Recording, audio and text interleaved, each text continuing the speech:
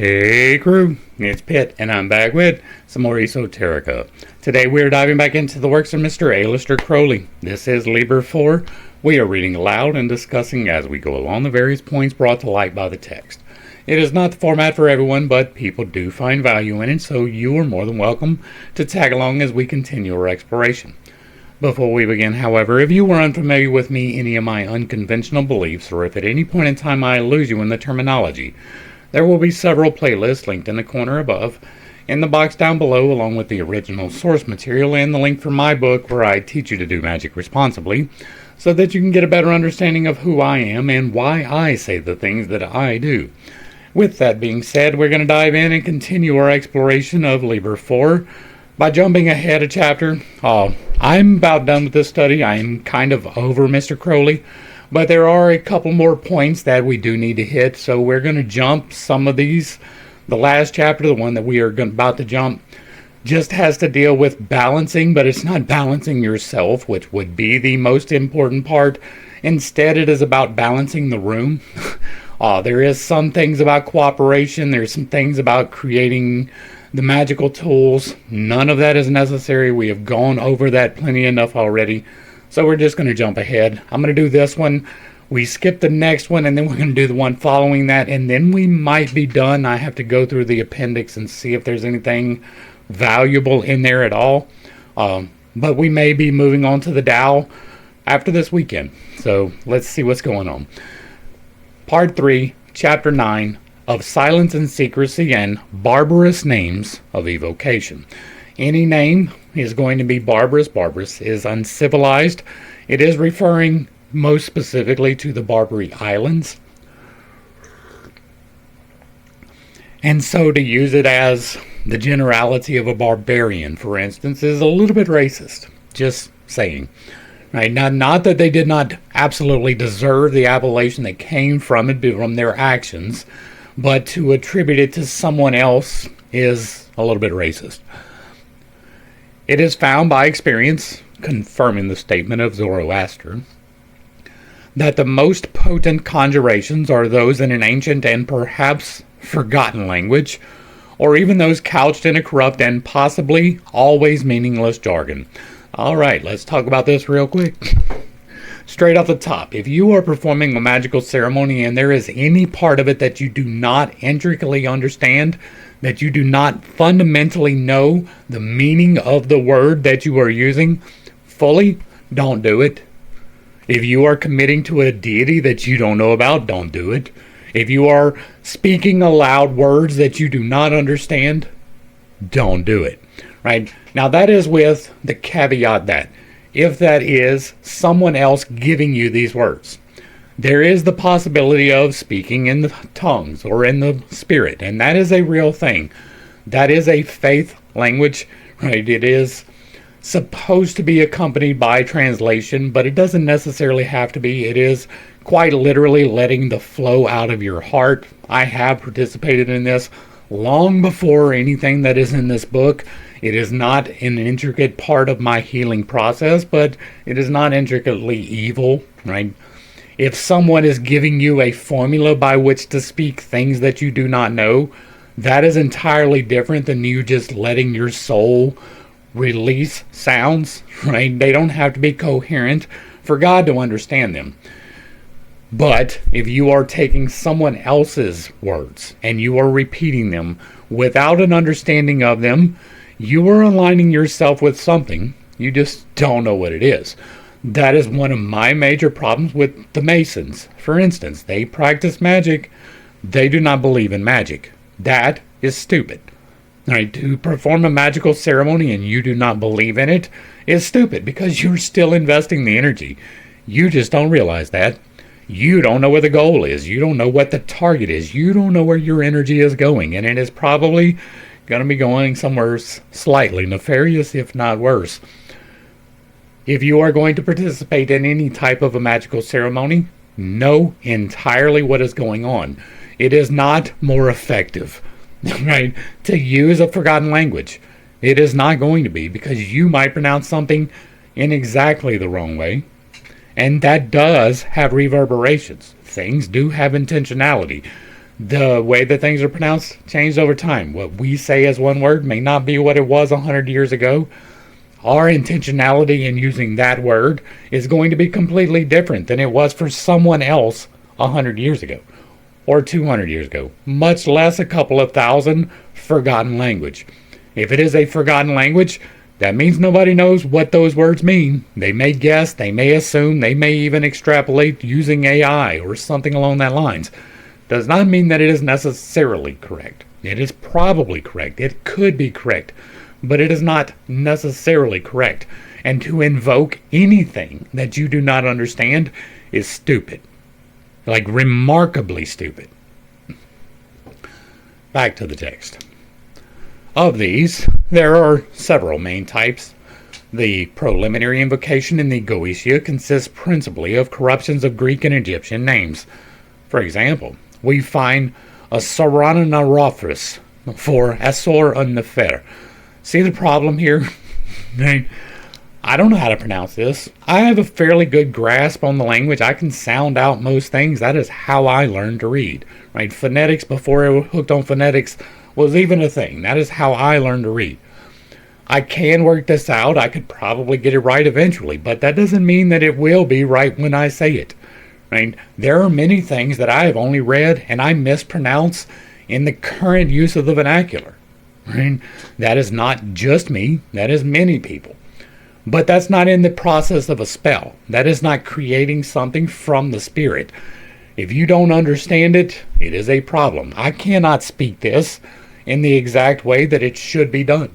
I cannot. Even if I do happen to suss out how to do it, I can't be sure of that. Right? This word, Osoronanophorus, that's a hard one to pronounce. Somebody has to give you that. And if you don't have it and you use it, that is a problem. It absolutely is. And I don't care who tells you that it is not. That is a problem. If you are using words in spell work that you do not understand, you will not get the results that you are expecting. See Appendix 4, Liber Samek. For this is an edition of this invocation with an elaborate rubric, translocation, scholia, and instruction. And see, that does make it a little bit easier, but even then, even if it is pronounced, right, the rubrics, translation, and scholias, what it means, how to say it, and how to make it work. That even with that, there is no guarantee that you are doing it correct. WEH Addendum. This is the preliminary invocation placed in the Goetia in the Mather's transcription, not translation by Crowley.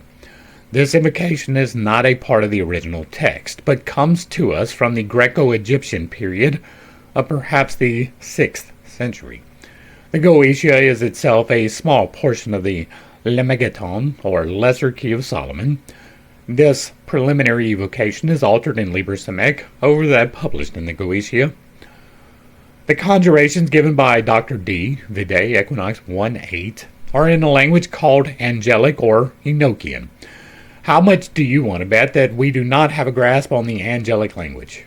How much do you want to bet on that? How much do you want to bet that we do not know how to pronounce things in the same way that Enoch did? How much do you want to bet? I would bet a significant amount of money that we do not have an angelic language mastered as humans, and I would be willing to bet that we do not have Enochian words mastered as humans. That is going to be problems, right? Its source has hither, and on top of that, right, it is most primarily important to remember that none of these words are necessary. Right? They can be needed. We talked about that, right? The difference between needed and necessary. You absolutely have to have. It is handy to have. It might be handy to have the proper pronunciation of these words, but it is not something that you have to have. I did not call upon a single entity nor utter any particular phrase. No word, no sound even, right? I have the sound. I hadn't used that in my healing. It is not a thing that I did. I might have been more effective had I tried that. There are other things along that line, some things that I overlooked in my process that I have learned since then. There was no part at all where I had to learn Enochian. There was no part where I needed Akkadian. There was no part where I needed Sumerian. And there sure was not a part where I needed to speak like an angel. Now, these sound great. They sound really, really like you're getting something, right? I'm going to teach you to speak like an angel. That sounds a little bit prideful to me. Its source has hitherto baffled research. I guess fucking so. But it is a language and not a jargon, for it possesses a structure of its own, and there are traces of grammar and syntax. However this may be, it works. Even the beginner finds that things happen when he uses it, and this is an advantage, or disadvantage, shared by no other type of language. The rest needs skill. This needs prudence. That is not true. Once again, I do not use language in the works that I do. It is possible. I do pray. I do fast. Meditation is not about using a language, so that one's not in there. But I do pray. I do give my thoughts. I do express myself. I even use the spirit language, but it is not within the healing efforts that I have done. It has not been within my and maybe I need to expand that, right? I do have self-limiting beliefs just like everybody else.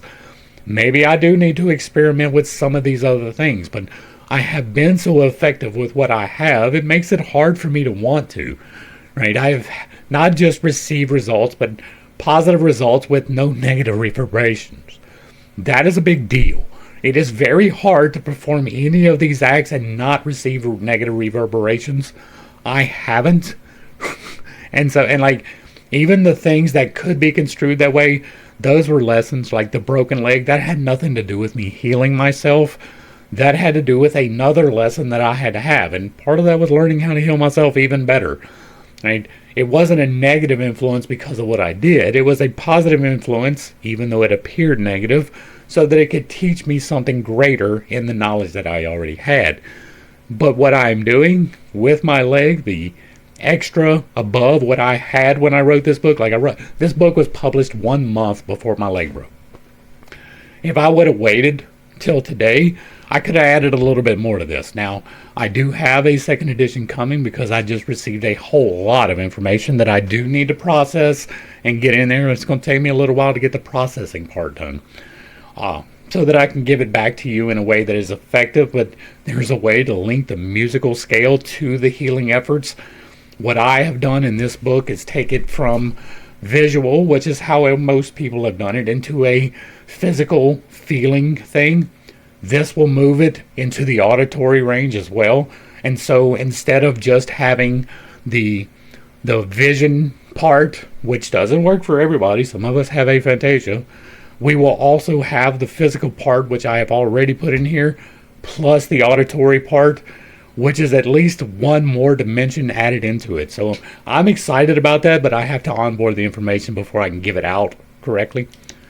All of that to say that I haven't used any of that, none of that, in my healing efforts. The Egyptian invocations are much purer, but their meaning has not been sufficiently studied by persons magically competent. That I can believe. We possess a number of invocations in Greek of every degree of excellence, in Latin but a few, and those of inferior quality. It will be noticed that in every case the conjurations are very sonorous, and there is a certain magical voice in which they should be recited. This special voice was a natural gift of the Master Tyrian, but it can be easily taught to the right people. Various considerations impelled him to attempt conjurations in the English language. There already existed one example, the charm of the witches in Macbeth. Although this was perhaps not meant seriously, its effect is indubitable. Anything that you invest your energy into will have a result, whether or not that is something that is intrinsic to what you are doing, right? So if you are investing in a curse towards someone, it will result, right? There will be results. There will be extra results. You will feel some reverberations from that, guaranteed. If you are casting a misaligned, not positive spell at anyone, you will bear fruit from that. It will happen. It is the law of response. It is a thing that will happen. No doubt, I am not speculating. So, you can do the ceremony performed in Macbeth with the intentionality that it have a specific effect, and it will, right? That doesn't mean that the ceremony itself holds any value. It is you setting the intention. It is you giving the power. I like to use my knife, right? This knife, if I set it right here, it does absolutely nothing. It will sit right there until I imbue it with the power of my hands to move. It cannot cut anything if it is sitting still. It cannot do anything by itself. It is a tool. But if I imbue the tool with power, the tool has a use. I can cut all kinds of stuff. This thing is fairly sharp. And so I can cut probably straight through your bone fairly fast, right? Just because I can doesn't make it right, and the tool holds no power in and of itself. Those are two things that you definitely need to pull from this. A true poet cannot help revealing himself and the truth of things in his art, whether he be aware of what he is writing or no. He has found iambic tetrameters, enriched with many rhymes, both internal and external, very useful. The Wizard Way, Equinox 1.1, gives a good idea of this sort of thing. So does the Evocation of Bartzabel in Equinox 1.9. There are many extant invocations throughout his works, in many kinds of meter, of many kinds of being, and for many kinds of purpose. See Appendix.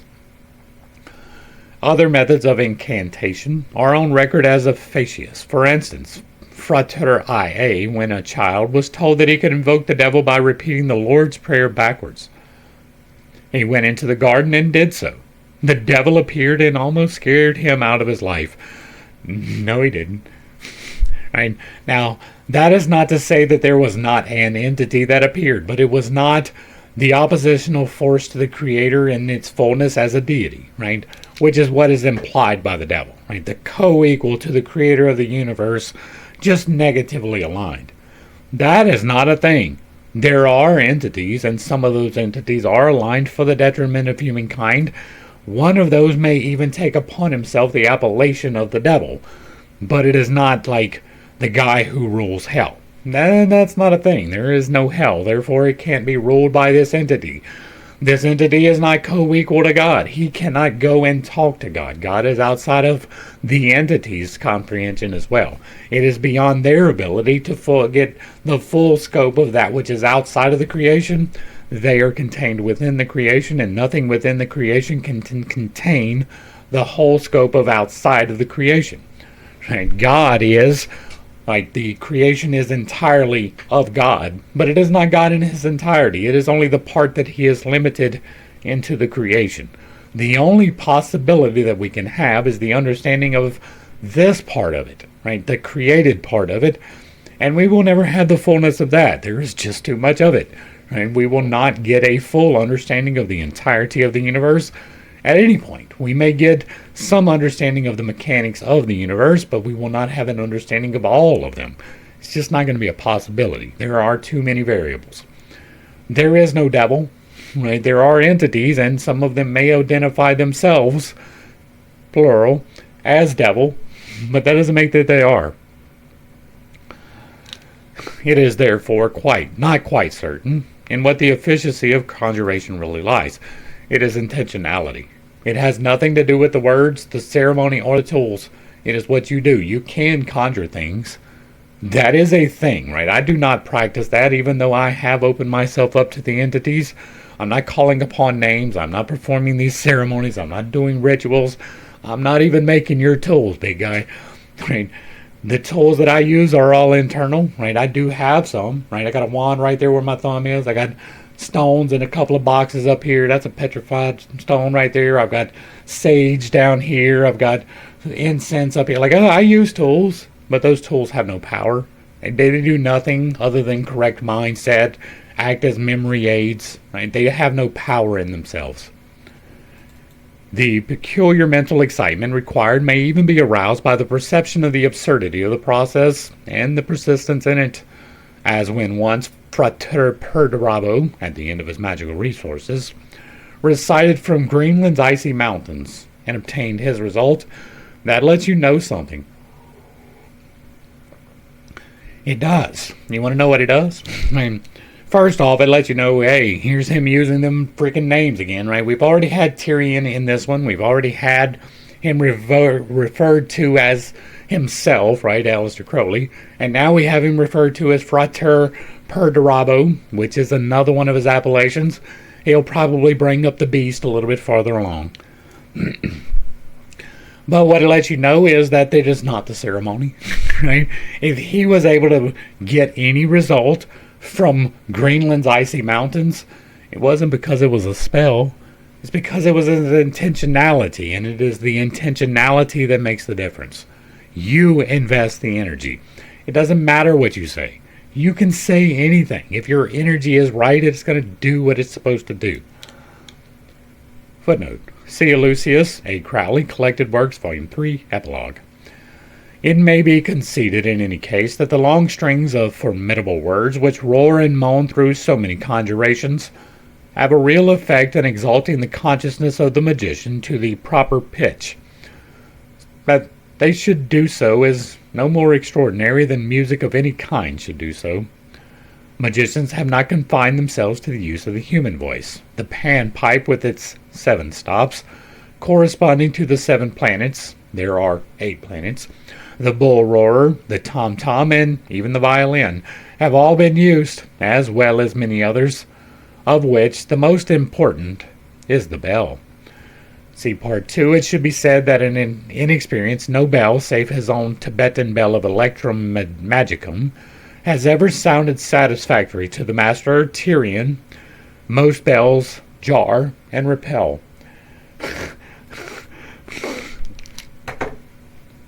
You know what bells repel? This is the lore, right? I'm not making this up. You know what bells repel? Evil spirits. I mean, that's like if you burn sage and somebody all of a sudden has to leave the room. There's a reason for that. Right? The tools don't have any power, but when you light sage, you set an intentionality to drive away negatively aligned spirits. And if you do that around someone and they cannot remain, there might be something to that. If you ring a bell with intentionality and it causes a disturbance in someone, there might be something to that. It might be evidence of something, right? Bells are intrinsically high note harmonious, right? Most of them, they do make some low note intonations, but even those are clarifiers, right? There is no clouder from a bell. There is no occlusion that comes from the bell. It is clarity. There is no lower vibrational frequency that comes from the bell. It is a raise every time. It is one of the functions of that particular tool, and while it doesn't ring itself, you have to ring it, and the intentionality comes from you. If you have the problem with the bell, it's probably you.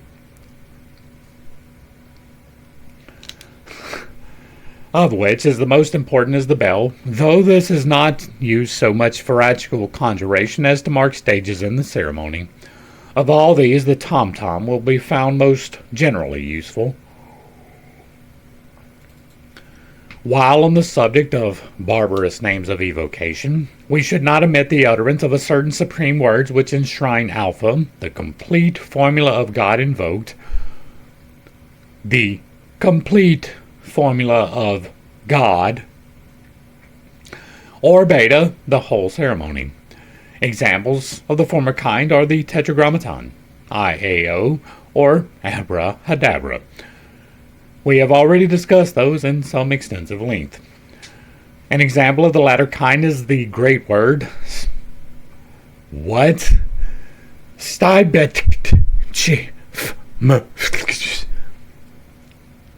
Really? Really? That's your word. I mean, this is complication for complication's sake. Right? This is, when we did the work of Agrippa, we noticed something, right? There was several of the things that he was talking about was simply to make it difficult, right? The obtaining of these very specific parts of animals that are difficult to get in specific ways that are difficult to reproduce. They are limiting to keep you from achieving The same with the gold inlays on this table, because most people cannot afford something like that, right? Most people cannot spend the money to gold inlay a marble table. I mean, even if you are in the magical practice, these are cost prohibitive. They are restrictive by prohibition, by making it difficult. This is not a word. This is barely a sound. This is only a sound that would be reproducible if someone specifically taught you how to make that sound. I mean, sty can be pronounced sty or sti. Be can be be or be. What? Che, ke, fa, fei, ma, me, right? What is this? Prohibitive. To keep you from being able to do something. That is what this is. The great word fuck off, which is a line drawn on the tree of life in a certain manner. It represents the descent of a certain influence. What influence would that be? Why are you scared to name it? Oh wait, I know why. It's probably aligned in the wrong direction, because Mr. Crowley is aligned in the wrong direction. See the evocation of Tatharath, Equinox 1-3. The attributions are given in 777. This word expresses the current Kether, Beth, Bana, Keth, Geburak, Mem, Hod, Shin, Makuth. The descent from 1 to 10 via the Pillar of Severity. With all such words, it is of the utmost importance that they should never be spoken until the supreme moment, and even then they should burst from the magician almost despite himself. So great should be his reluctance to utter them. This reluctance is Freudian, due to the power of these words to awaken the suppressed subconscious libido. Okay, so this word's going to get your dick hard. That's what's going to happen? It's going to make you go out and do things? Is that what's going to happen? It's going to drive you a little bit wild, right? It's going to increase your sexual desires to speak aloud this word. That means that it is probably going to be misaligned off the top. He keeps going to Freud for a reason. It is because he was imbalanced in his sacral entirely, right? There is no reason to believe that Crowley was balanced in his sacral at all, right? The other ones you might be able to make an argument for, but his sacral absolutely was not imbalanced. Like, I can speak that with no equivocation, with no hesitation, and with no doubt whatsoever. And that is not something that I normally do about other people. Y'all know that. It's going to increase your libido to speak this word that you cannot speak, okay? In fact, they should be the utterance of the God in him at the first onset of the divine possession. You can't make it up. So uttered, they cannot fail of effect, for they have become the effect. Every wise magician, you do not get to call anyone a wise magician. Every wise magician will have constructed, according to the principles of the Holy Kabbalah, many such words. And he should have quintessentialized them all in one word, which last word, once he has formed it, he should never utter consciously, even in thought, until perhaps with it he gives up the ghost. Such a word should, in fact, be so potent that man cannot hear it and live. Such a word was indeed the lost Tetragrammaton. The Master Tyrian has received this word. It is communicated by him to the proper postulants at the proper time and place in the proper circumstances. I doubt that highly. It is said that at the utterance of this name, the universe crashes into a dissolution.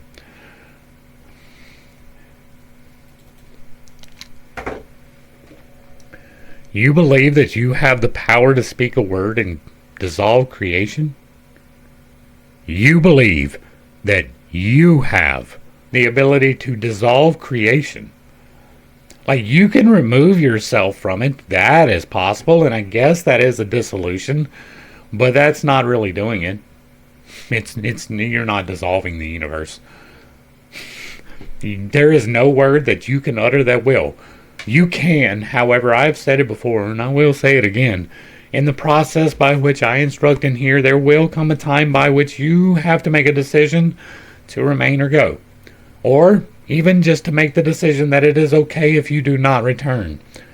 That is a thing that will happen. And once you have attained that particular point, you have the ability to do that at any point. You can literally go internal, flip a switch, and go away. That is a thing. Right? It is something that you can do. And that would be, in a way, dissolving your cognition of the universe. But you're going back to source. You're about to find out something real quick. Right? And in that particular process, it does not necessarily carry the negative reverberations that you would get, by instance, doing it a different way. I mean, that dissolution is kind of aligned in the right way. It is part of the process of attainment, but once you have the ability to do that, once you get to that particular point, you are balanced enough that you don't want to. Like, you get to the point where you realize that this is not a prison. You are not trapped here. This is not a punishment for you. It is an experience for you. And many of the experiences are pleasant, joyful even. And so it is not a punishment, right? There are bad things that happen, but it is not a bad existence. And so by the time you get to the point where you can dissolve yourself, you don't want to, but you will not at any point in time be able to dissolve the universe. That is beyond your scope. That is like, I don't know, trying to curse an entire city and taking credit when there is a death 100 miles away. That's a little bit on the stupid side. That's a little bit on the ignorant side. I don't even want to say stupid. Ignorance is different than stupidity. Like, stupidity can't be fixed. Ignorance can.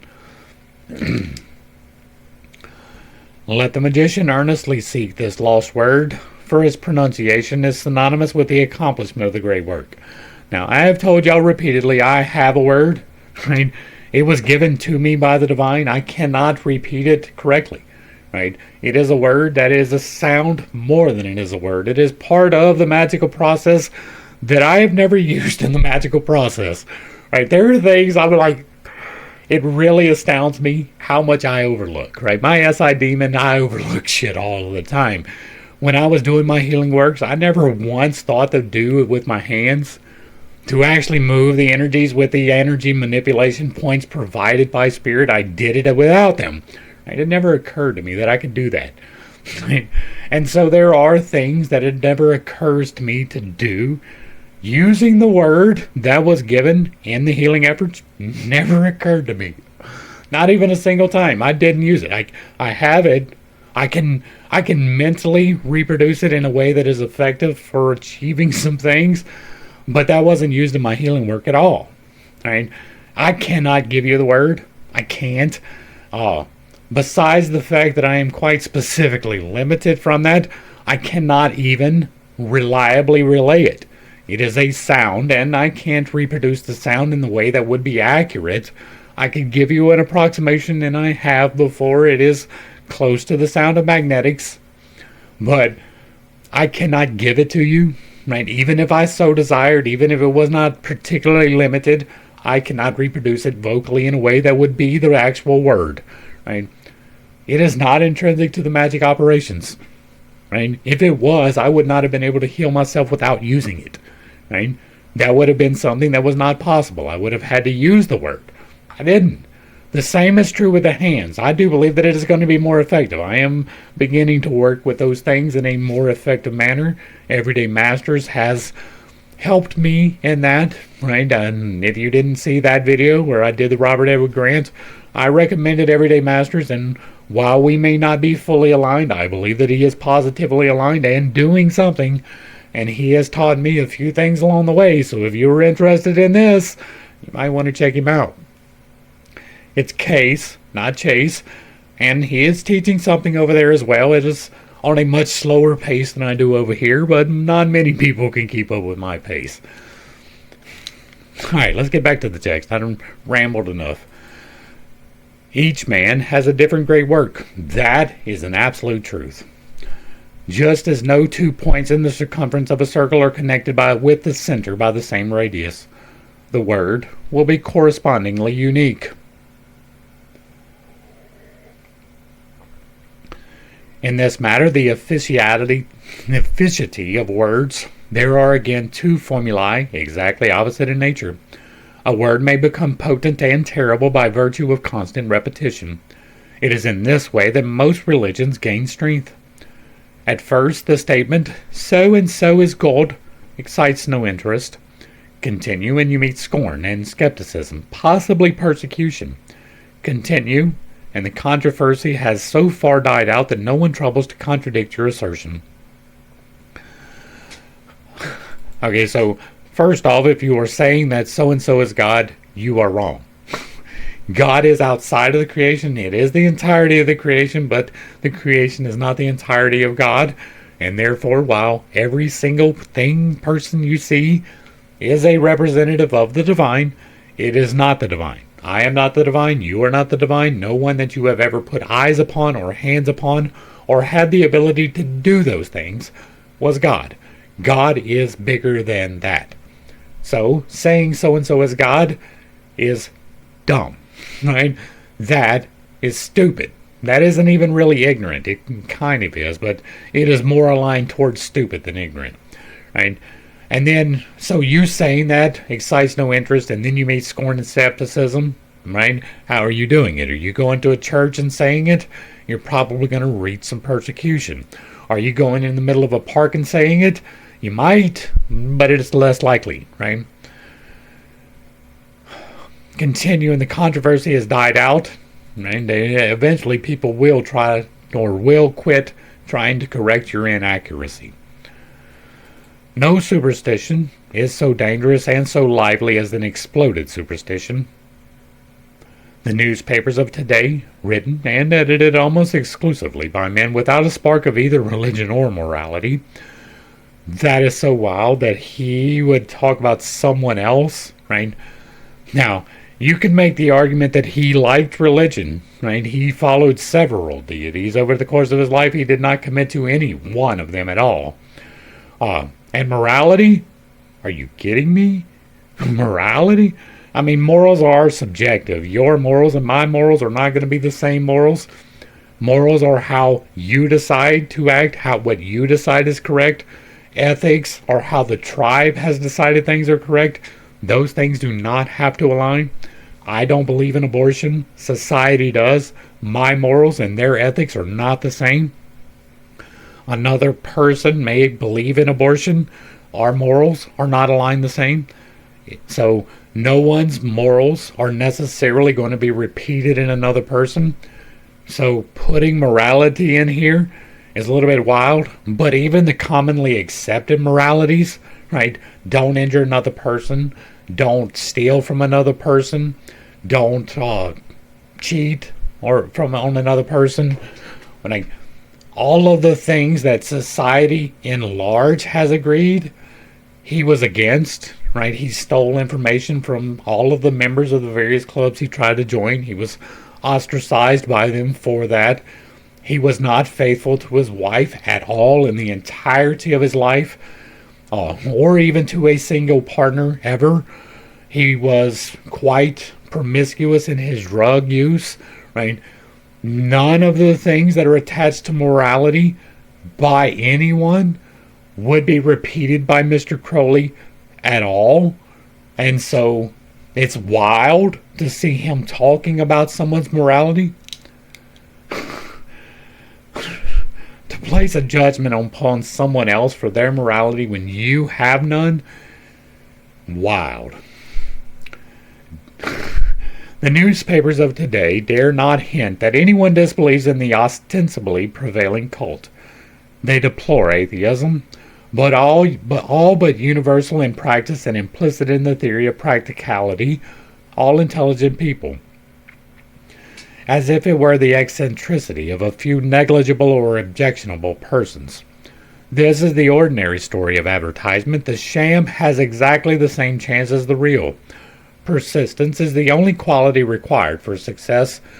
That is not true. Well, you can be successful in a wrong endeavor, right? But that's not real success.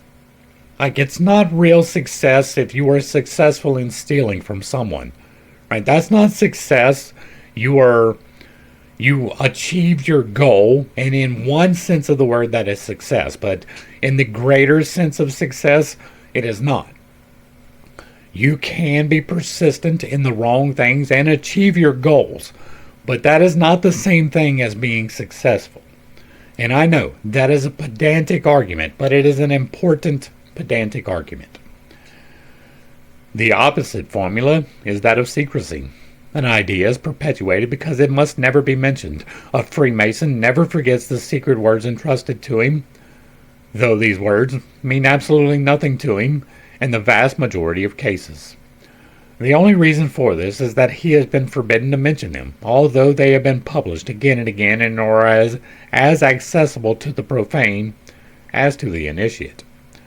In such a work of practical magic as the preaching of a new law, these methods may be advantageously combined. On the one hand, infinite frankness and readiness to communicate all secrets. On the other, the sublime and terrible knowledge that all real secrets are incommunicable. That is in part true, right? I can show you the way that I have trod upon, but I cannot give you the way. I can relay my experiences, I cannot give them to you. And so while I can show you the guidepost on the way that I am on, I cannot give you the knowledge that I have. So this is kind of true, but I can communicate the ability for you to find the way. And so it's not entirely true. If this were not the case, individuality would not be inviolable. No man can communicate even the simplest thought to any other man in any full and accurate sense, for that thought is sown in a different soil and cannot produce an identical effect. I cannot put a spot of red upon two pictures without altering each in diverse ways. It might have little effect on a sunset by Turner, but much on a nocturne by Whistler. The identity of the two spots as spots would thus be fallacious. It is, according to tradition, a certain advantage in conjurations to employ more than one language. In all probability, the reason of this is that any change spurs the flagging attention. A man engaged in intense mental labor will frequently stop and walk up and down the room. One may suppose for this cause, but it is a sign of weakness that this should be necessary. For the beginner in magic, however, it is permissible to employ any device to secure the result. This is not to say that it is advisable. Oh, how shameful is human weakness! But it does encourage one, it is useless to deny it, to be knocked down by a demon of whose existence one was not really sure. Alright, so you do not have to remain still. That is helpful, especially in the beginning of practice, right? The ability to sit still for an hour and hold a meditative state, which is difficult, right? Even for 20 minutes, it is hard to hold a meditative state. The meditative state is the releasing of all thoughts, being in oneness with all things. But once you have done the practice of that, it is entirely possible to maintain that state while moving. I do that on a daily basis. Every single day that it is not raining, I go out and walk, right? Since I'm able to again because of the healing on my leg, which is ahead of schedule, right? Even on my daily walk, right? I go out there, I say my prayers. I pray for my immediate family. I pray for those people who I know that are aligned with me. I pray for those people who I don't know that are aligned with me. I pray for those people both that I know and do not know that are not aligned with me. Right? I pray for all of these things. Once I do my prayers, I go to the oneness, right? I remove my thoughts. It is a process. It is not easy. But even in the walking and even in the running, it is a possibility to maintain that state. I do it every single day. Every single day. If it is not raining, right, I don't go walk in the rain, but unless it is sprinkling, I will walk in the sprinkle, right? But every day I'm out there walking in the oneness. It is a thing that I can guarantee is a possibility. So, you don't have to sit still in order to be in a meditative state, to receive inspiration. In fact, as a caveat to that, most of the revelations that I have had in my meditative state have been when I was walking in the oneness. Not running, not sitting, walking in the oneness, moving forward, creating my reality as I move through timelines. That is the effective method for me. My healing came from that. Specifically, like I did the work sitting still, and it helped. Not going to say it didn't, but the real effects have come from me walking in the oneness. Do with that what you will. Conjurations should be recited, not read, and even this is for the weaker brethren. The really great Magus speaks and acts impromptu and extempore. Actually, the really great Magus doesn't need to speak. And the entire ceremony should be so perfectly performed that one is hardly conscious of any effort of memory. The ceremony should be constructed with such logical fatality that a mistake is impossible. First-rate poetry is easily memorized because the ideas and the musical values correspond to man's mental and sensory structure. The conscious ego of the magician is to be destroyed, to be absorbed, in that of the god whom he invokes. And this process should not interfere with the automation who is performing the ceremony.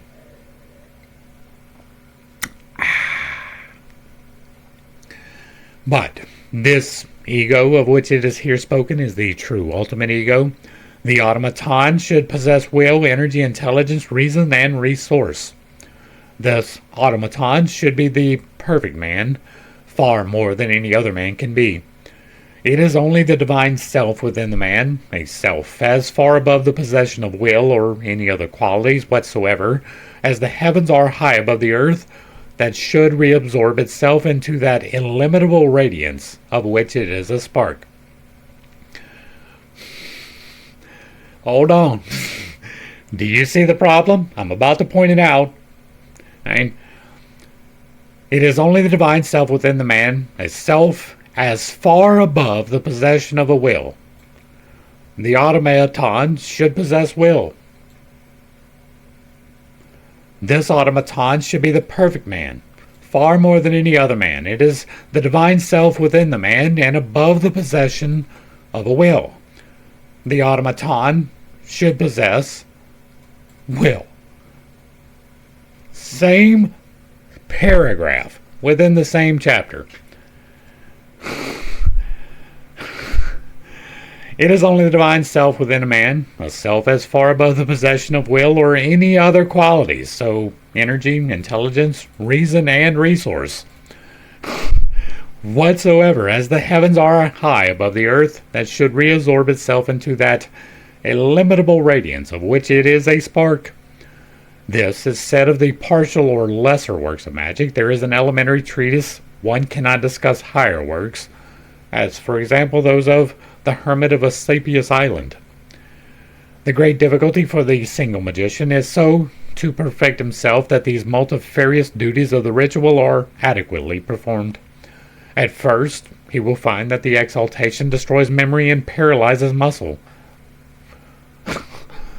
Ooh, this is an essential difficulty of the magical process. No, it is not, and can be overcome by practice and experience. That was no part. I had absolutely no part. Right now, you could make the argument that destroys memory is the releasing of thoughts, but it's not really. It's really not. It is the exact wrong way. It is the removal. Yeah, it is the less importance of the de-escalation, however you want to.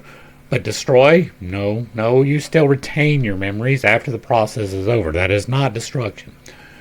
paralyzes muscle, again, is not a thing that has been a part of my practice at all. Now, we started this with him giving things that have not been part of my practice, right? Arranging yourself in particularly painful ways so that you can overcome by practice has not been any part of what I do. I sit comfortably or I walk, right? It is not some hard, extensive thing that I am doing at all. It is all intentionality and movement of energy internally with no tools, no ceremonies, and no invocations. No paralysis. Even in a meditative state, if I wished to move, I could. I'm not restricted from moving. I still have my corporeal being. I don't open myself up to possession. Back to the text. C. The Book of Lies. There are several chapters on this subject, but right exaltation should produce spontaneously the proper mental and physical reactions. As soon as the development is secured, there will be automatic reflex. Just this, exactly as in normal affairs, mind and body respond with free unconscious rightness to the will. In order to aid concentration and to increase the supply of energy, it has been customary for the magician to employ assistants or colleagues. It is doubtful whether the obvious advantages of this plan compensate the difficulty of procuring suitable persons, and the chance of a conflict of will or a misunderstanding in the circle itself. We're going to read the footnote and then we're going to discuss. The organic development of magic in the world, due to the creative will of the master Tyrion, makes it, with every year that passes, easier to find scientifically trained co-workers. Okay. There is the problem of intentionality, right? If you set yourself goals, then you can be fairly assured that you are working towards those goals. Not guaranteed. You do have a subconscious. It does restrict you in some ways. We will get to that one day, probably when we actually dive into Jung. But as long as it is you setting your intentionality, working by yourself, even using the wrong procedures or the tools, you will probably get a better result than if you are with someone else. And it is because it is hard to align two people in the right direction. I mean, just like it is hard for two people that are properly aligned to come together in a relationship, it is hard to find two people with the same understanding of magic, with the same intentionality in practicing that magic. Finding two people is difficult. Finding three people is exceedingly difficult. Finding four is damn near impossible. Right? To get to the point where you have three people that are perfectly aligned, that is divine intervention. Right? Every single point of deviance creates a point of conflict, and those points of conflict are points where things can go in the wrong direction. If me, you, and her are all focused in the exact same direction, our intentionality going in the exact same place, the energy is going to produce the intended results. But if she is thinking of something else, there might be a problem. Right? If he is distracted by a sound, there might be a problem. That is real. There are energetic reverberations for distractions when doing this. It is a real thing. I do give warnings about this. It is not likely if you are by yourself. If you are doing these things alone, it is less likely that you will receive these, but it is a possibility because subconscious. But with other people, you not only have to deal with their conscious, but their subconscious and the unconscious and the superconscious. There are 4 parts of the mind. All of them have to be in accordance, and it is much easier to do that for yourself than it is for someone else. And so this is true, right? It is doubtful whether the obvious advantages compensate the difficulty. But there is an amplification process that happens, right? If 2 people come together, that amplifies more than double. If 3 people come together, that is more than a triple exponent. It is probably to the 9th power. It really does work that way.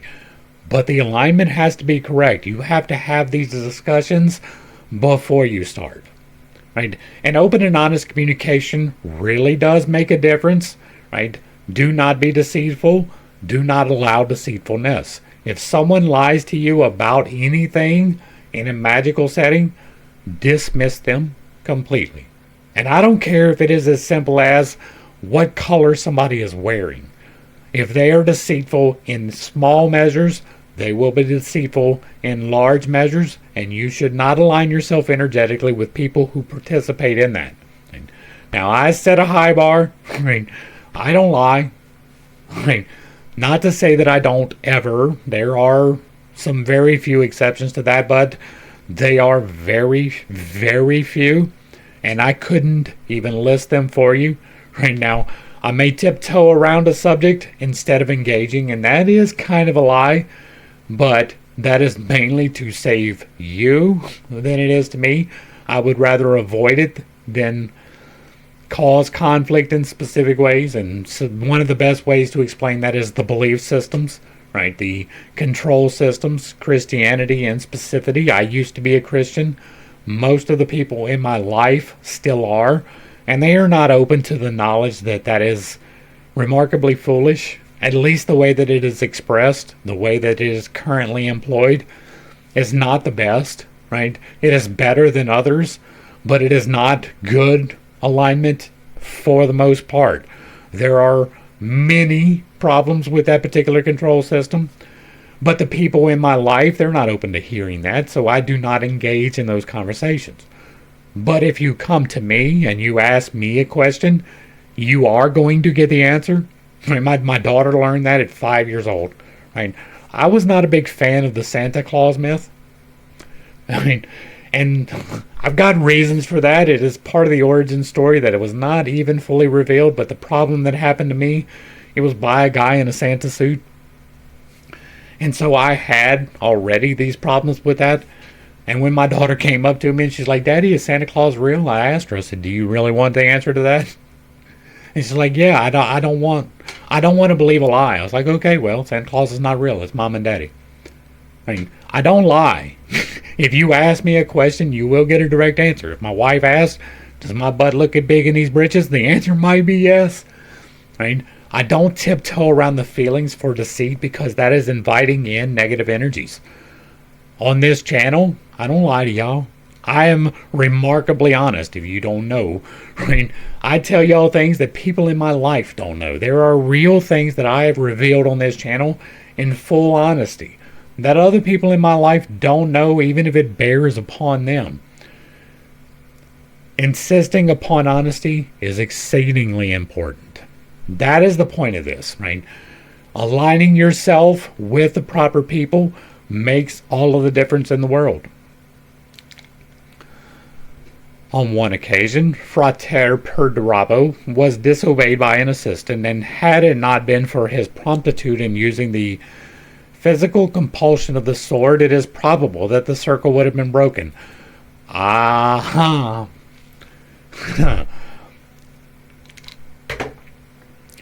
This is a problem. Right? I can identify what this was. I wasn't there, but we do have the wiki. And go back to the wiki and see what this could have been. Now, I don't know for sure that this is what it would have been, but it's probable that this is the point where he coerced the person in performing sexual acts. Remember we talked about him being a rapist? This is probably that. There was a magical ceremony. The guy did not want to participate. Crowley compelled him. I wonder if he used a sword to compel a sexual act. I wonder if that would have had a negative reverberation. I wonder. As it was, the affair fortunately terminated in nothing more than the destruction of the culprit. Maybe it's not what I'm thinking about, because as far as I know, that guy lived. However, there is no doubt that an assemblage of persons who are really in harmony can much more easily produce an effect than a magician working by himself. The psychology of revival meetings will be familiar to almost everyone, and though such meetings are the foulest and most degraded rituals of black magic, the laws of magic are not thereby suspended. The laws of magic are the laws of nature. Footnote C. For an account of properly conducted congregational ceremonial, Equinox 1, 9, Energized Enthusiasm, and Equinox 3, 20, Liber 15, Excelsiae, Gnosticae, Catholicae, Canoniae, Missae. The revival meetings here in question were deliberate exploitations of religious hysteria. These are things that do happen, right? Revival meetings get a little bit energetic. I don't know if y'all have a history with Pentecostalism, but I do. Right? I was baptized in the Pentecostal church at 15.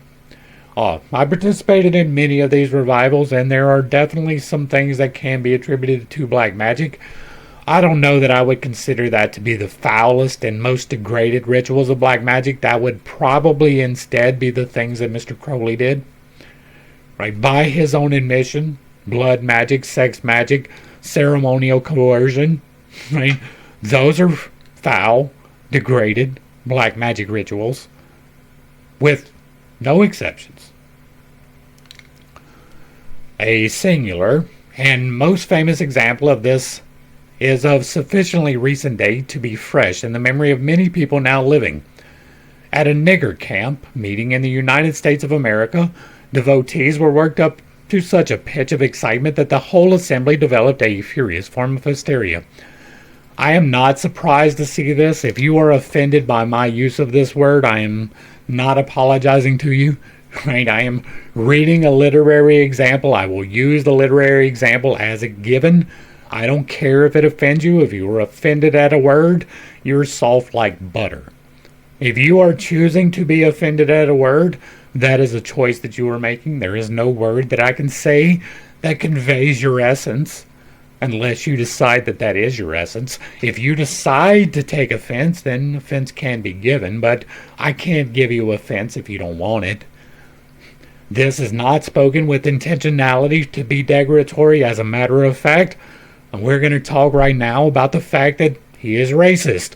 Right? We started with that, right? This was slightly racist to refer to this. This is blatantly racist. I do not condone racism in any way, shape, or form whatsoever. God created every single thing. Every single thing is equally important to God, and therefore choosing to judge someone based upon their melanin levels is stupid. Like high level stupid, not ignorant, stupid. Right? The same thing for genitalia. Right? There are things that men can do that women can, and things that women can do that men can't. But for the most part, people are able to achieve what they set their minds to. And so to judge someone based upon how they were born is dumb.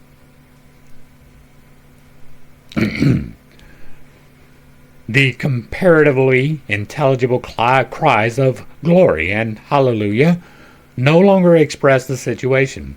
Somebody screamed out, "Tararabumdee," and this was taken up by the whole meeting and yelled continuously until reaction set in.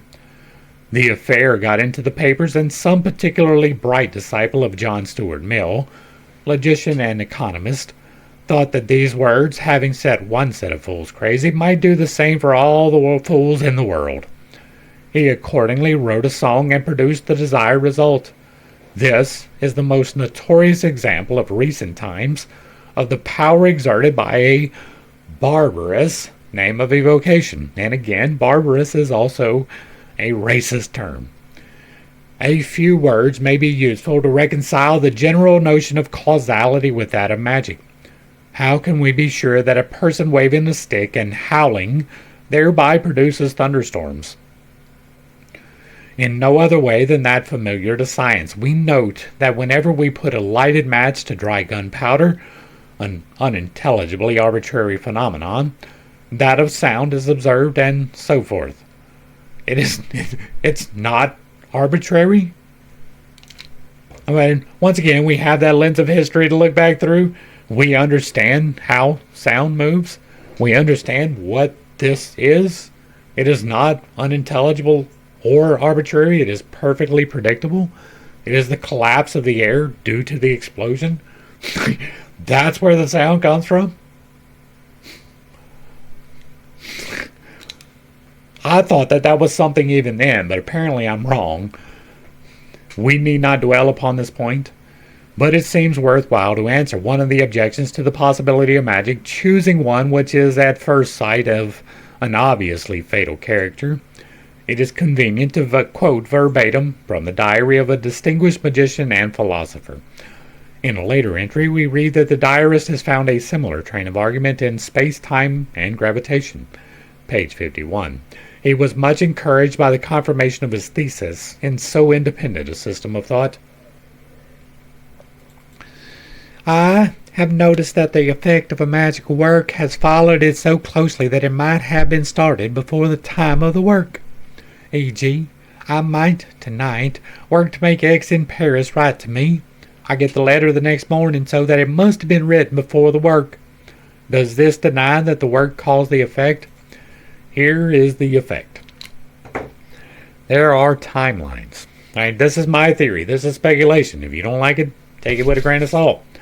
I believe that we exist upon timelines, that those timelines diverge in a multitude of ways, and every single decision that you make is a determining factor in the direction of that timeline. When you wake up in the morning, you make a decision about breakfast. I'm going to have eggs, I'm going to have grits, I'm going to have biscuits, I'm going to have nothing, right? You make decisions, those decisions have bearing in your day. What happens is that one, you're presented with this choice, right? Eggs, grits, nothing. We'll go with those three. If you eat eggs, you go off in this direction. And every other possibility goes off in this direction. In another timeline, you chose grits. In another timeline, you chose nothing. And each one of those timelines continues on. But you, as the decider for this vessel, you only go in this one. These other ones, you become what I call NPCs, non-player characters, not making the decisions. That's someone else's timeline now. Your timeline is the one where you chose this thing. When you make that choice, you align yourself with a timeline where you have already eaten that particular food. You create the effect by deciding the direction. It is the same in manifestation. And so, in one timeline, this letter was already written, and in another timeline, there was no letter. He made a decision to align himself with the timeline where the letter was written, and therefore he received the letter. Most of your life is you making the active decisions. Some of your life is the other people making the decisions for you. If he had not decided to do this, he may not have received a letter, or he may have received a letter despite not having aligned himself right. If that was already a bottleneck, a predetermined point by which he has to pass through, like my broken leg, right? These are things that have to happen because we as people have decided enough that it will happen, right? That is the problem with prophecy, or one of the many problems with prophecy. If you get enough people to invest their energy into it, it becomes a bottleneck. That is what this book of Revelation problem is, right? Enough people have invested energy into that it is a probable outcome. It is possible to avoid those things if we actually come to realizations. That is kind of what I am doing here, is assisting that. In my timeline, the one which is mine, in which all of you who are not aligned perfectly with me are NPCs, right? You can align with my timeline. It doesn't even have to be perfect, right? We are aligned for goals for specific times. It's like joining a party in an MMO, right? If you've never played a massive multiplayer online game, many of them, I'll use World of Warcraft for an example because I have extensive history with that. Most of the time you're by yourself. You are navigating through this game. You are completing quests and doing things all by yourself. But there are other player characters out there doing things for themselves. Your timeline is your quest chain. Their timeline is their quest chain. You are in the same reality doing different goals. But occasionally, there is a boss. And you need a group to defeat the boss. And so, you align your timelines to achieve this goal. And then when that is over, you dissipate. When you dissipate is entirely up to you. You can continue in the same party and go defeat another boss, or you can go about your own way. That is the same as the timelines. In points, you align with other people. At other points, you disengage from them. I believe that hits the timeline well enough to get this. I mean, we're already getting very long, so I'm trying to get to the end of this, but the actual effects of manifestation come from aligning yourself with the timeline where it already exists. If you want abundance, align yourself in the timeline where abundance already exists. But bear in mind that that timeline will require you putting in effort. Nothing comes from nothing. You will not manifest some mysterious money that just comes out of nowhere. That's not going to happen. You will manifest the opportunity to make money if you are aligned with abundance. You have to make the decision to walk that timeline. Alright, back to the text. If I strike a billiard ball and it moves, both my will and its motion are due to causes long antecedent to the act. I may consider both my work and its reaction as twin effects of the eternal universe. The moved arm and ball are parts of the state of the cosmos which resulted necessarily from its momentarily previous state and so back forever. Thus, my magical work is only one of the cause effects of necessarily concomitant with the case effects which set the ball in motion. I may therefore regard the act of striking as a cause effect of my original will to move the ball, though necessarily previous to its motion. But the case of magical work is not quite analogous. For my nature it is such that I am compelled to perform magic in order to make my will to prevail, so that the cause of my doing the work is also the cause of the ball's motion, and there is no reason why one should precede the other. C.F. Lewis Carroll, Where the Red Queen Screams Before She Pricks Her Finger. Let me illustrate my theory by an actual example. I want to do this though, hold on. I am compelled to perform magic in order to make my will prevail. It's pretty close to true, right? There are things that happen outside of your will, absolutely. But I just used this example with my wife yesterday because she's having a hard time, right? And I normally don't put other people's information out there. This is really deep into a study, and the only people here are actually going to get value from this. So, my wife is a Christian. I'm not, right? I have been healed, right? That healing has come since I have removed myself from Christianity in total. Like, completely. Since the Bible study, that's when the healing came. She's having a really hard time with that, right? She's seen my voice return. She has seen the tremors disappear. She has seen me be able to function for the first time. She saw my leg heal. Like, she's seen these things, and it's causing a crisis of faith. And she's like, I believe that God can just do it without all of the necessary, all of the steps that you describe, right? The things that I outline in here. I'm like, yeah, you're right, He can. But I asked God to heal me, right? It took me well over a decade before I did that. I walked around miserable for a long time before I asked God to heal me. And then, when I asked to be healed, God revealed to me how to heal myself. I have to assume that and the results are evidence that that is the way that it works, right? It is entirely within the ability of God to spontaneously heal you, but it may not be within the will. And the will may be that you have to do something. I'd say all of the time, because the first law of creation is, you can't create something from nothing. There has to be positive investment to receive returns. And if you are not investing your energy, you can't expect to get it, right? And just praying is not enough. It's not. You can make all of the requests you want, but if you are misaligned internally, you're not going to get the results that you want. You can energetically invest, but if you are not balanced internally, you are not going to get the results that you want. You're going to get His results, which are terrible. And so there is a certain part of this where you do have to take command. Like, even God, or even Jesus, not God, there's a difference there, right?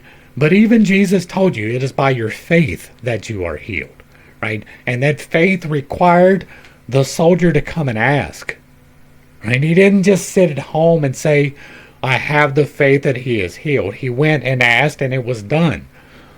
That is the example that is given in the entirety of the narrative. All right. Let me illustrate by an actual example.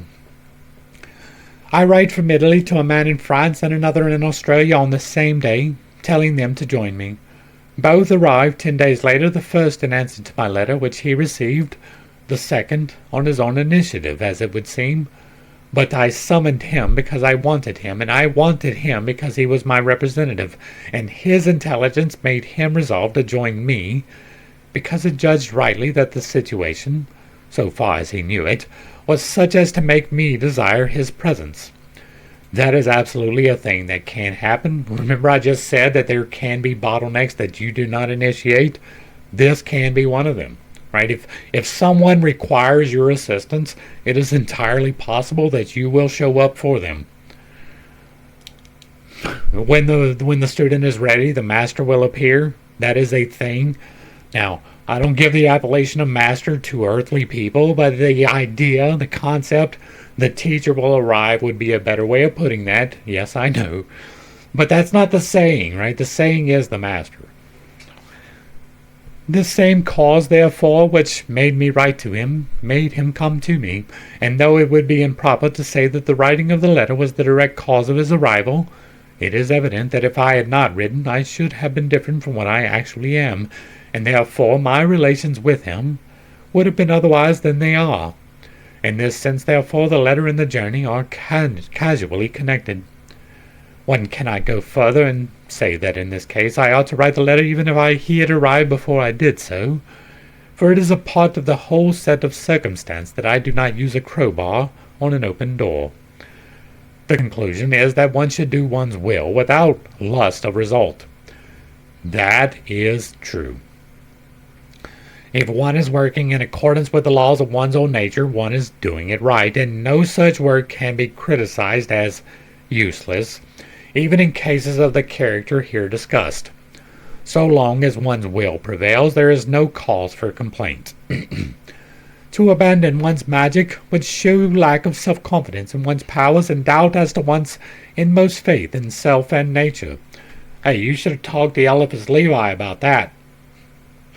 I.e., on the ground that one cannot understand how magic can produce the desired effects. For if one possesses the inclination to do magic, it is evidence of a tendency in one's nature. Nobody understands fully how the mind moves the muscles, but we know that lack of confidence on this point means paralysis. If the sun and moon should doubt, they'd immediately go out. As Blake said, also as I said myself, he who hath the how is careless of the why. Of course, one changes one's methods as experience indicates, but there is no need to change any of them on such ground as the above. Further, the argument here set forth disposes of the need to explain the modus operandi of magic. A successful operation does not involve any theory soever, not even that of the existence of causality itself. The whole set of phenomena may be conceived of as single. For instance, I see a star, as it was years ago. I need not assume casual relations as existing between it, the earth, and myself. The connection exists. I can predicate nothing beyond that. I cannot postulate purpose or even determine the manner in which the event becomes to be. Similarly, when I do magic, it is not in vain to inquire why I act, or why the desired result does or does not follow. Nor can I know how the previous and subsequent conditions are connected. At most, I can describe the consciousness which I interpret as a picture of the facts, and make empirical generalizations of the superficial aspects of the case. Thus, I have my own personal impressions of the act of telephoning, but I cannot be aware of what consciousness, electricity, mechanics, sound, etc. actually are in themselves. And although I can appeal to experience to lay down laws as to what conditions accompany the act, I can never be sure that they have always been, or ever will again, be identical. In fact, it is certain that an event can never occur twice in precisely the same circumstances. A man can never enter the river the Seine twice, because both the man and the river have changed. If it did so, how could we call it a duplex? Further, my laws must always take nearly all the more important elements of knowledge for granted. I cannot say, finally, how an electric current is generated. I cannot be sure that some totally unsuspected force is not at work in some entirely arbitrary way. For example, it was formerly supposed that hydrogen and chlorine would unite when an electric spark was passed through the mixture. Now, we know that the presence of a minute quantity of aqueous vapor, or some tertium quid, is essential to the reaction. We formulated before the days of Ross the laws of malarial fever without reference to the mosquito. We might discover one day that the germ is only active when sudden events are transpiring in some nebula, or when so apparently inert a substance as argon is present in the air in certain proportions. The history of the earth is included in the period of some such relation, so that we cannot possibly be sure that we may deny malarial fever is a function of the present possession of the equinoxes. Yes, we can. We absolutely can. Why can we do it? Because people are affected every single day. Not on any one particular day, everybody comes down with this thing. That would be a function of the present possession of the equinoxes. If there was one day a week even, yeah, okay, fine, it's the equinoxes. It is not the equinoxes if it is every single day. It cannot be, right? Just in the same way as it is not neurodivergent if everybody has it, right? It can't be. It's not possible. We may therefore admit quite cheerfully that magic is as mysterious as mathematics, as empirical as poetry, as uncertain as golf, and as dependent upon the personal equation as love. There is no reason why we should not study, practice, and enjoy it, for it is a science in exactly the same sense as biology. It is no less an art than that of sculpture. It is a sport, as such as mountaineering. Indeed, there seems to be no undue presumption in urging that no science possesses equal possibilities of deep and important knowledge. Magic is less liable to lead to error than any other science. Because its terms are interchangeable by definition, so that it is based on relativity from the start, that would actually be the opposite, right? It is more liable to lead to error if it is based upon relativity from the start. We run no risk of asserting absolute propositions. Furthermore, we make our measurements in terms of the object measured, thus avoiding the absurdity of defining metaphysical ideas by mutable standards, of being forced to attribute the qualities of human consciousness to inanimate things, and of asserting that we know anything of the universe in itself through the nature of our senses and our mind necessarily determines our observations, so that the limit of our knowledge is subjective, just as a thermometer can record nothing but its own reaction to one particular type of energy. Magic recognizes frankly, 1. That truth is relative, subjective, and apparent. 2. That truth implies omniscience, which is unattainable by mind, being transfinite, just as if one tried to make an exact map of England in England. That map must contain a map of the map, and so on ad infinitum. That logical contradiction is inherent in reason. That a continuum requires a continuum requires a continuum to be commensurable with it. 5. That empiricism is ineluctable, and therefore that adjustment is the only possible method of action. And 6. That error may be avoided by opposing no resistance to change and registering observed phenomena in their own language. Alright, so that no art offers such opportunities to the ambition of the soul to express its truth in ecstasy through beauty, and that no sport rivals its fascinations of danger and delight, so excites, exercises, and tests its devotees to the utmost, or so rewards them by well-being, pride, and the passionate pleasures of personal triumph. Magic takes every thought and act for its apparatus. That is true. It has the universe for its library and its laboratory. That is true. All nature is its subject and its game, free from closed seasons and protective restrictions, always abounds in infinite variety, being all that exists. The elasticity of magic makes it equal to all possible kinds of environment and therefore biologically perfect. Do what thou wilt implies self-adjustment so that failure cannot occur. One's true will is necessarily fitted to the whole universe with the utmost exactitude, because each term in the equation a plus b plus c equals 0 must be equal and opposite to the sum of all the other terms. No individual can ever be aught than himself, or do aught else than his will, which is his necessary relation with his environment dynamically considered. All error is no more than an illusion proper to him to dissipate the mirage, and it is a general law that the method of accomplishing this operation is to realize and to acquiesce in the order of the universe, and to refrain from attempting the impossible task of overcoming the inertia of the forces which oppose and therefore are identical with oneself. Error in thought is therefore failure to understand and in action to perform one's own true will. He would definitely be the one to tell you the error of will. That is going to bring us to the end of the chapter, and hopefully I brought a little bit of enlightenment and not too much confusion to a series of somewhat difficult topics. I understand I have some unconventional beliefs, and I do have a tendency to step on toes when I relay those. It is not intentional, but I do not apologize for it. I feel once again that I have covered this extensively enough. We are an hour and a half in, so this is going to be the wrap up. If you like what I'm doing over here, let me know down below. Give me a like, a share, a follow, throw me a comment. Whether you agree or disagree with anything that was stated, put it in the box down below, and if it remains respectful, it gets to remain up. If you really like what I'm doing over here, hit me with a super thanks. Consider joining for a membership, or pick up a copy of my book where I teach you to do magic responsibly. To the crew, thanks for hanging out. I appreciate every single minute that you are here with me, and I am praying for you every single day. Until next time, I love you. God loves you. You are perfect, whole, and complete just the way that you are. And this has been Pitt State. Peace.